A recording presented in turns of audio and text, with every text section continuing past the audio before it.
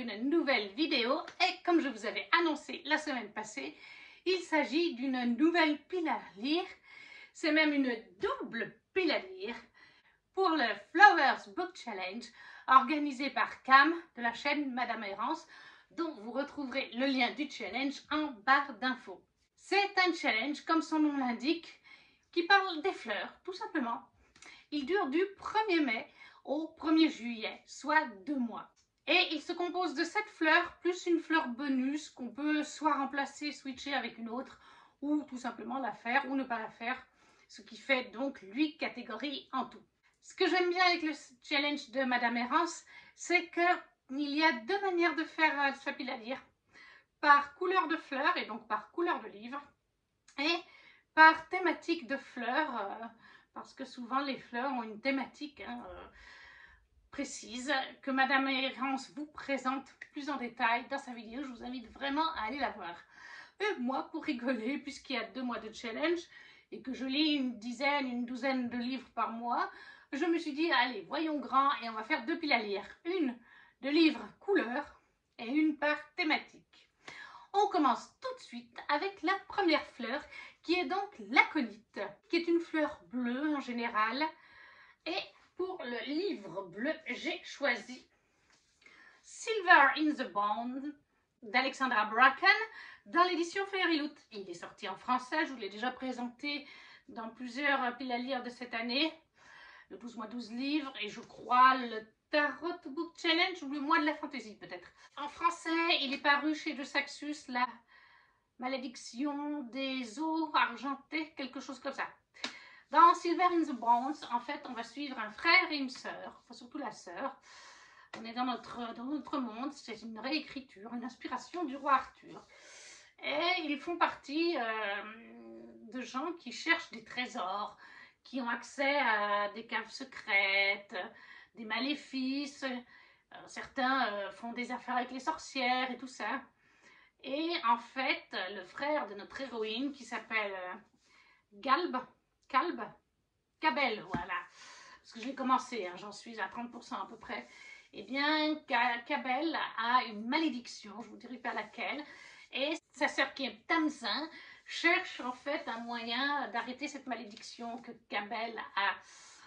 Et elle entend parler d'un anneau de pouvoir, comme je le fais à chaque fois la petite blague, un anneau pour les gouverner tous. Un anneau de pouvoir qui appartenait à la légende du roi Arthur et qui serait susceptible de briser la malédiction de Cabel.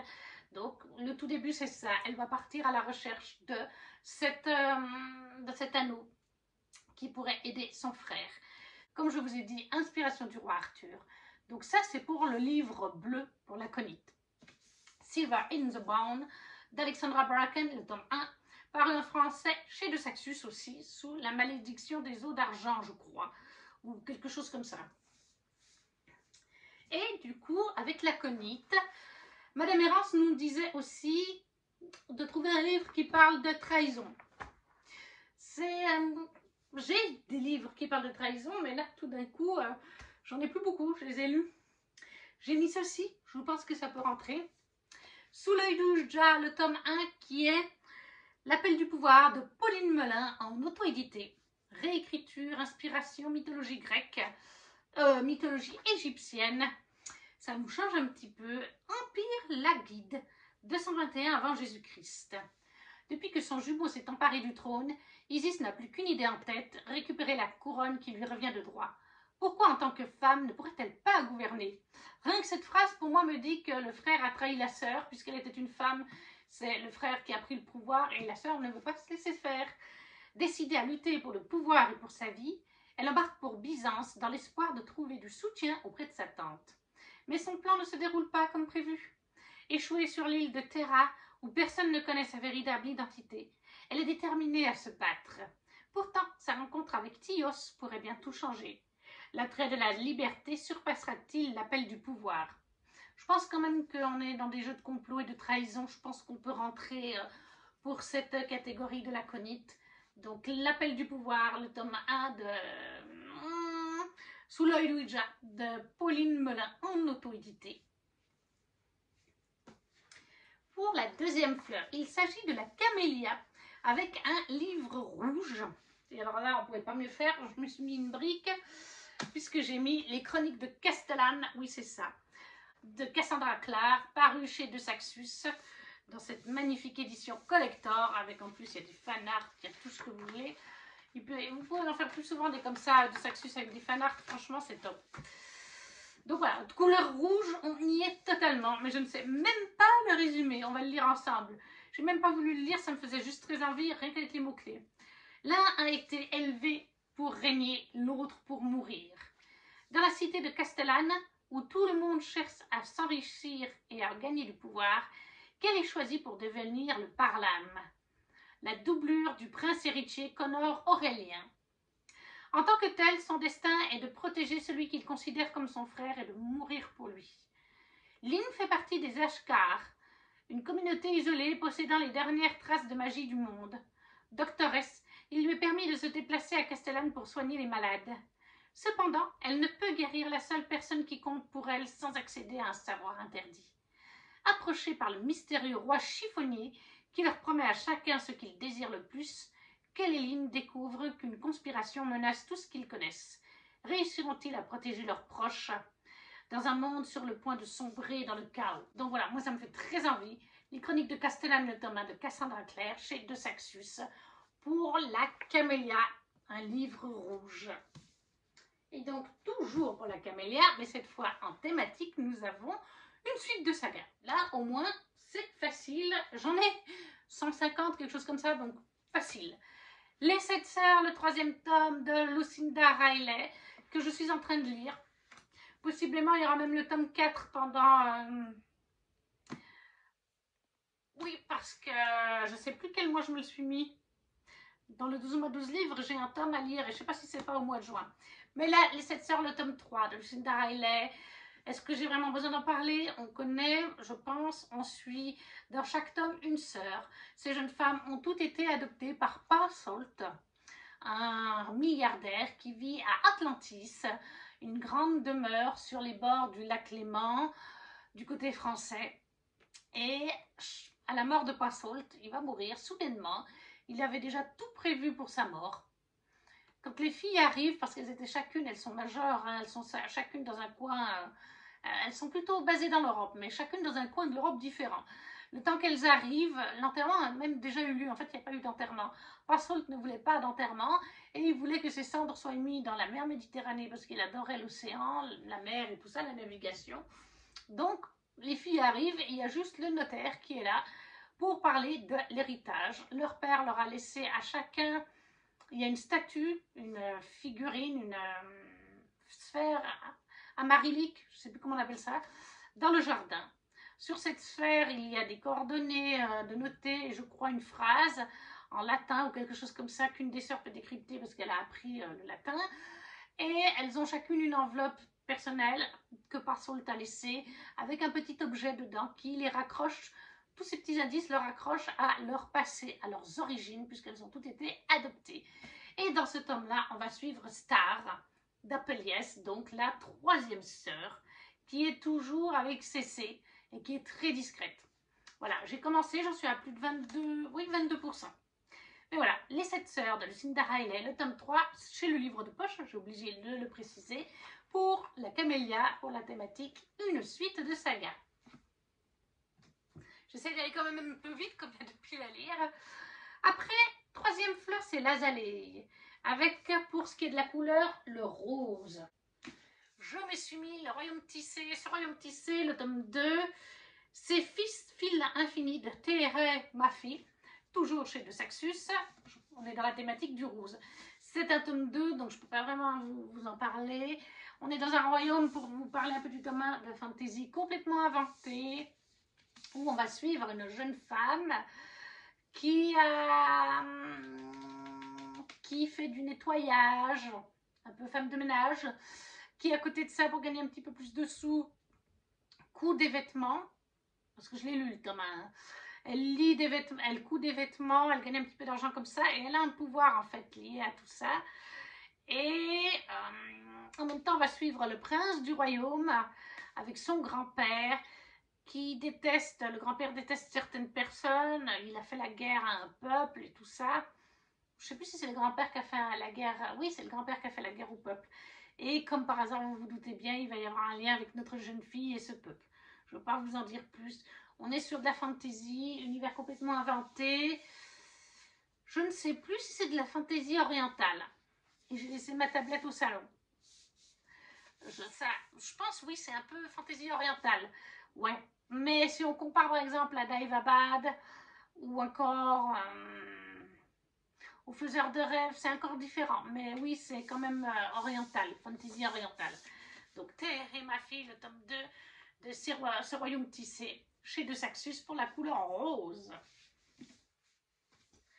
Et l'Azalée, au niveau de la thématique, c'était qui parle d'un amour sincère. Alors j'ai un peu galéré. J'ai des romances, j'ai des romantici bien sûr, mais tant qu'on n'a pas lu, on ne peut pas vraiment savoir si c'est une romance sincère, un amour sincère. Mais voilà, je tente le coup avec un roman qui me fait envie. Nos âmes tourmentées de Morgane Moncomble aux éditions Hugo, New Romance, format poche. Alors je sais qu'il est très triste hein, par contre. Toutes les personnes qui l'ont lu sur Booktube, Bookstagram, n'arrêtent pas de dire qu'il fait pleurer, qu'il est triste, qu'il est émouvant. Pour beaucoup c'est le meilleur Morgane Moncomble, donc je m'attends aussi à pleurer. Mais j'espère quand même qu'il va y avoir une relation amoureuse sincère là-dedans. Voilà. On nous dit ici, Azalée a autrefois été une adolescente épanouie. Certains événements l'ont poussée à devenir ce qu'on a toujours dit d'elle. Mais le jour où sa mère, qu'elle n'a pas vue depuis des années, décède dans un accident de voiture, son masque de jeune femme froide et indifférente menace de se fissurer.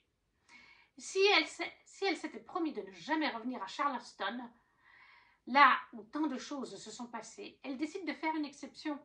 Elle était loin de se douter qu'un seul été suffirait à bouleverser tous ses principes. Car Azalée n'est pas dupe. Son nouveau voisin, le séducteur et tatoué Eden, semble bien décidé à percer tous ses secrets. Les ombres du passé planent toujours sur Charleston, et les apparences n'ont jamais été aussi trompeuses. Donc voilà, à voir ce que ça va donner. J'espère que c'est un amour sincère. C'est là qu'on va me dire pas du tout.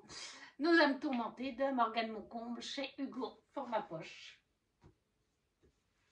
Déjà la quatrième fleur, et cette fois c'est l'œillet, avec un livre vert.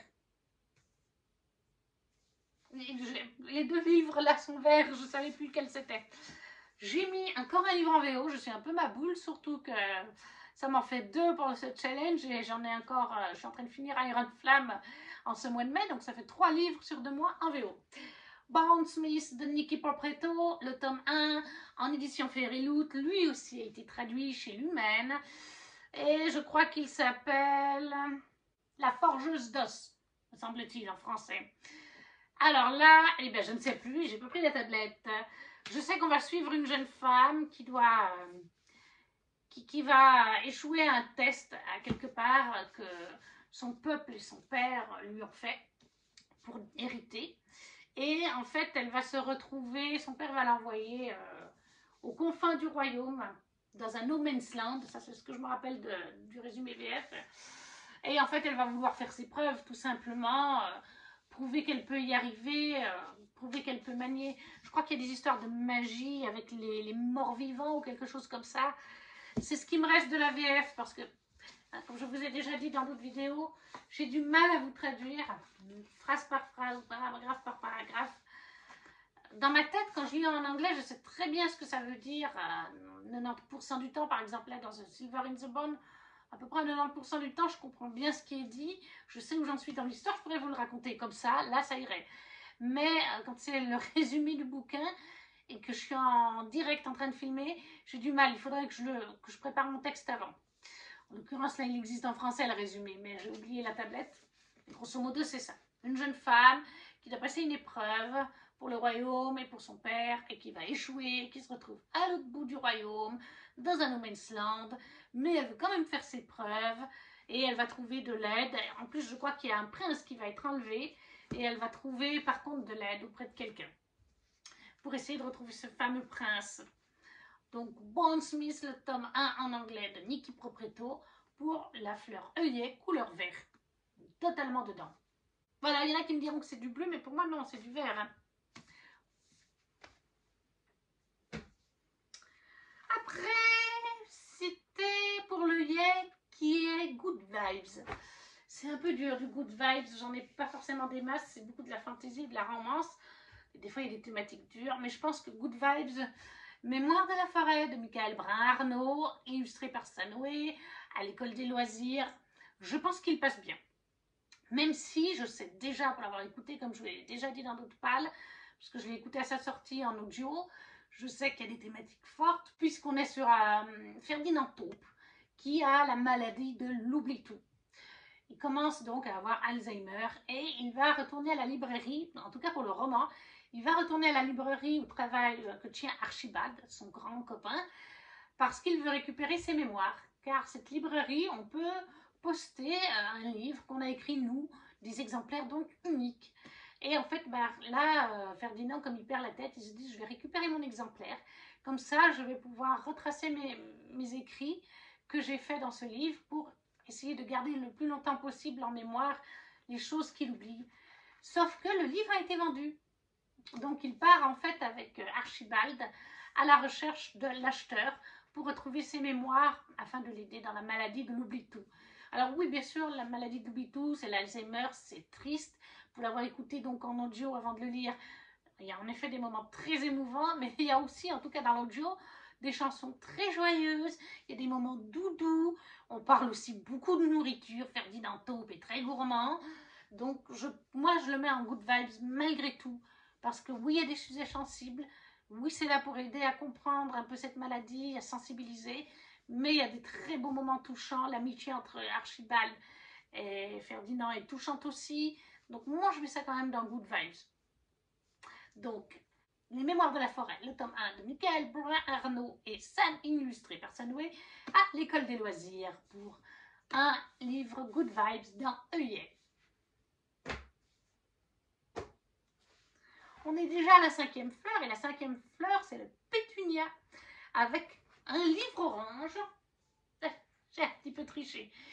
J'ai mis L'Engrange-Temps, le tome 2 de Neil Pfeiffer, parce qu'en plus on est en train de le lire en LC, et on en a déjà bientôt à 40%.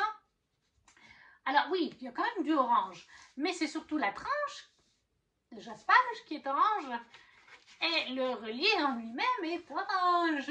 Donc ça rentre. Est-ce que j'ai vraiment besoin de parler de L'Engrange-Temps de Neil Pfeiffer chez Hachette Roman? C'est une duologie, donc en plus ça va me permettre de conclure une duologie où on va suivre, on est dans un univers de fantasy complètement inventé, on va suivre Sophie, qui est une jeune horlogère formée par son papa, qui est décédé il y a quelques temps en arrière, pas très longtemps. Et dans ce monde, certaines horloges sont des oranimas ou des horloges prodigieuses, c'est-à-dire qu'elles sont vivantes, elles parlent, surtout les oranimas, elles parlent, elles ont quand même des émotions, des sentiments, et des gens comme Sophie peuvent les comprendre, les entretenir, discuter avec elles régulièrement. J'adore ce conte-là dans cette biologie. C'est vraiment une magie que j'adore. Et on va suivre en fait Sophie et un jour, dans le tome 1, mais c'est au début du tome 1, un certain personnage, je ne vous dirai pas qui, va lui demander de réparer un engrange-temps. L'engrange-temps permet de remonter le temps. Donc elle va réparer l'engrange-temps, mais après ce personnage ne pouvant pas l'utiliser, il demande à Sophie, puisqu'elle, elle sait. Sauf que certaines horloges, les horloges prodiges, dont l'engrange-temps fait partie, sont interdites. C'est qu'il y a des raisons, mais Sophie n'a pas trop le choix. Vu la personne qui lui demande de remonter le temps, elle va le faire et malheureusement, elle va se retrouver bloquée dans le passé. Pourquoi, comment? Ça, je ne vous le dirai pas, à vous de le découvrir. Mais pour le livre orange, Neil Pfeiffer, L'Engrange-Temps, le tome 2, chez Hachette Roman. Et pour la partie thématique de Pétunia, c'est qui traite de la colère. Et là, j'ai mis, je pense qu'on est le temps quand même, Les McCoy, le tome 4 d'Alexiane Thiels chez Hugo, New Roman, format poche, La Biche et le Limier. J'ai mis ça parce que nous sommes dans une saga de romance dans notre époque, mais en fait les clans écossais ont survécu malgré la bataille de Culloden qu'on connaît maintenant grâce à Outlander. ils ont fait croire au monde entier, et surtout à la couronne britannique, que les clans n'existaient plus, mais ils existent bien en douce. Ils se régissent les uns, chacun régit son clan, et il y a des clans puissants, d'autres moins. Et on va découvrir dans cette saga Phèdre, qui revient un peu après le décès de son père. Et en fait, on découvre vite que Phèdre est la descendante du clan MacLeod. Son père avait laissé tout tomber, il a laissé son clan par amour pour la mère de Phèdre. Coucou Thor, vous le voyez là.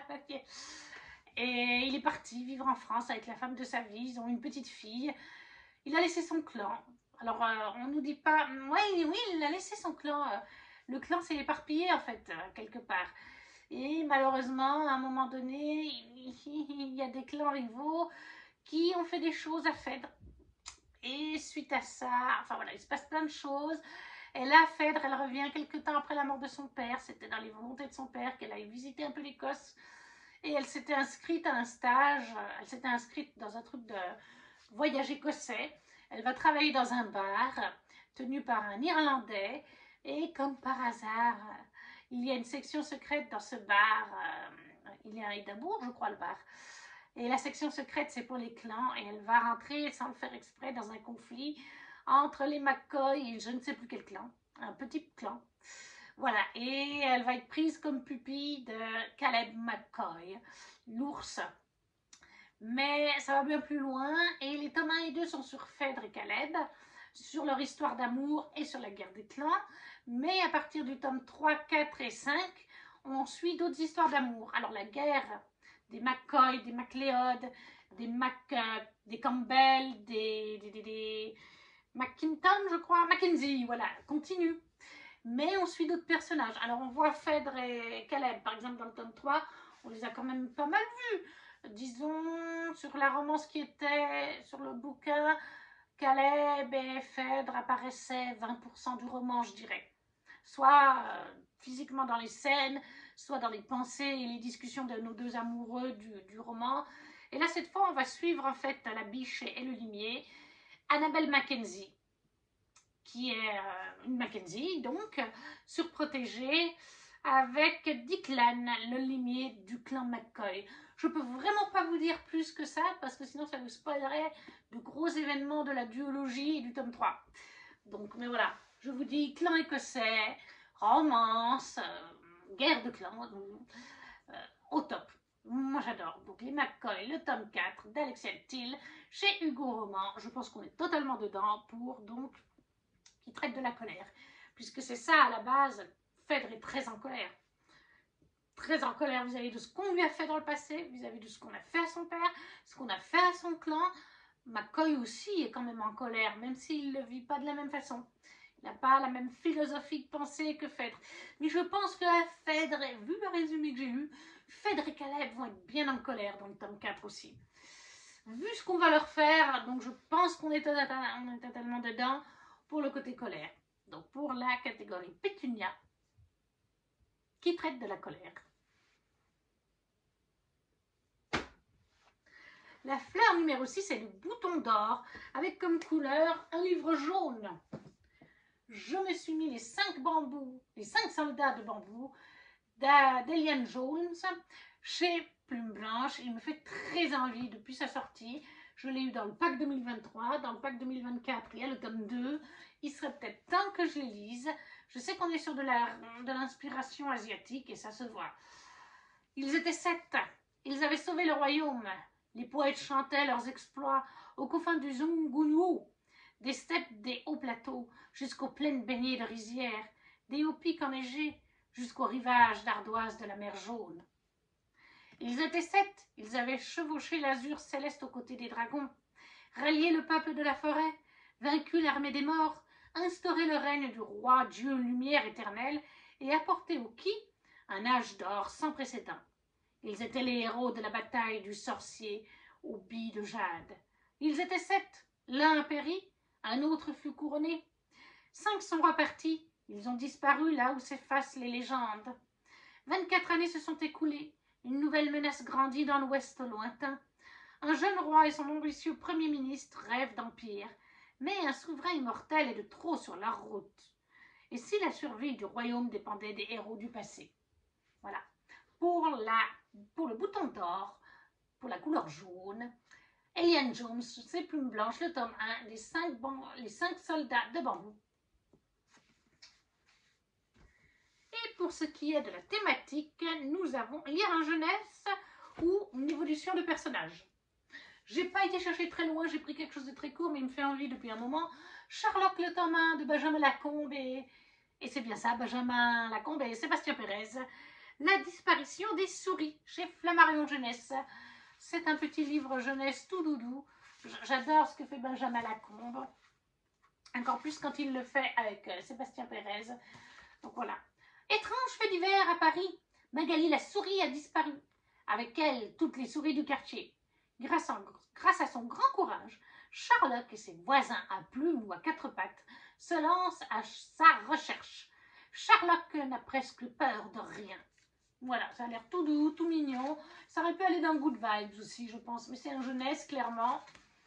Donc, Sherlock, le tome 1 de Benjamin Lacombe et Sébastien Pérez pour Bouton d'or, le côté jeunesse.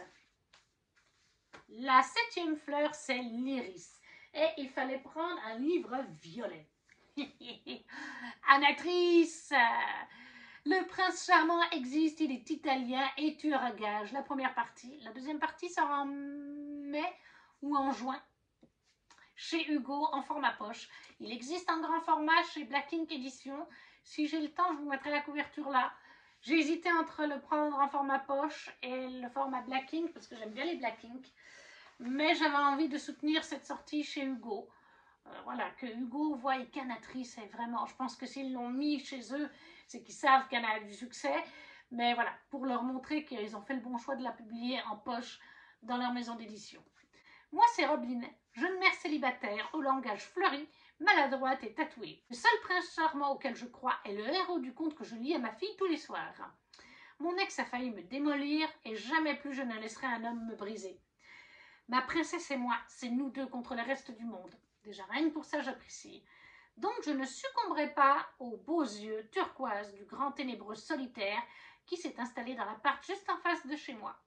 Je ne me vautrerai pas à ses pieds en me demandant si je n'ai pas oublié d'enfiler une culotte sous ma robe. Et bien sûr, je ne le frapperai pas au visage avec une courgette génétiquement modifiée. N'empêche, le mystère qui auréole ce superbe spécimen italien m'attire irrésistiblement, même si la plupart du temps il reste de marbre en ma présence.